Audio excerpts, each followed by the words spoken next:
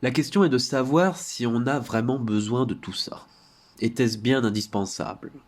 Une solution simple et de bon sens consisterait à cesser d'encombrer et de saturer un espace urbain déjà obstrué, poubellisé, dépotoirisé par tout ce qu'on juge bon d'y mettre ou qu'on laisse y mettre. C'est l'affaire des culibes de Koudz qui a déclenché chez moi cette réflexion élargie. Indépendamment de la grossièreté de ce faux cadeau, indépendamment des intérêts qu'il sert, indépendamment de l'opacité dans laquelle l'opération s'est déroulée, indépendamment même de la qualité pitoyable de ce monument quelconque, aussi pitoyable qu'un bouquet de fleurs en plastique. Est-ce qu'on avait besoin de s'encombrer de ça? Avait-on besoin de ce monument supplémentaire au milieu de tout le bazar qui encombre déjà la ville? Est-ce que l'espace urbain de Paris n'est pas déjà assez saturé, vandalisé et défiguré pour qu'on lui rajoute ce mobilier urbain de plus, fût-il prétendument artistique? Car ces prétendus monuments d'artistes qui ont fleuri un peu partout sous des formes plus ou moins provocantes et déplacées ne sont qu'un aspect de l'enlaidissement galopant du paysage urbain. Le prétexte de l'art autorise le remplissage autoritaire de l'espace en prétendant l'excuser. Ça vous encombre, mais soyez respectueux, c'est de l'art.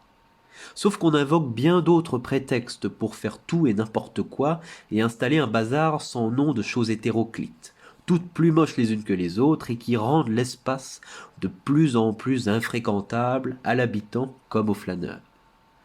On prétend faire plaisir aux gens, les éduquer, leur faciliter la vie, les accueillir, les protéger. Et du coup, c'est tout le traitement des espaces urbains, c'est-à-dire toute la vie des gens, qui est ici en jeu et en question.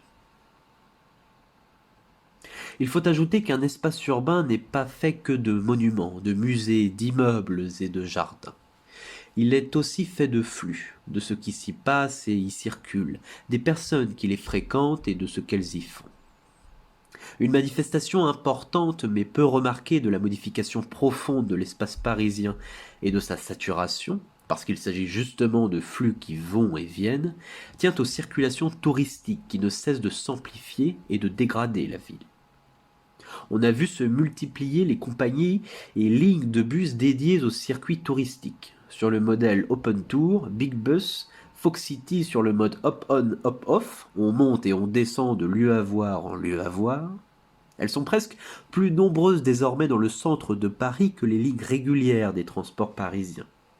S'ajoutent les tuk-tuk électriques ou à pédales, néonisés ou pas la nuit, les trottinettes, les colonnes de Segway sur deux roues, les files de cyclistes suivant un guide, les vendeurs ambulants de souvenirs ou de bouteilles d'eau, les pickpockets, les terrasses des cafés et des bistrots, empiétant chaque année un peu plus sur les trottoirs, pourvu que cela rapporte aux autorités municipales.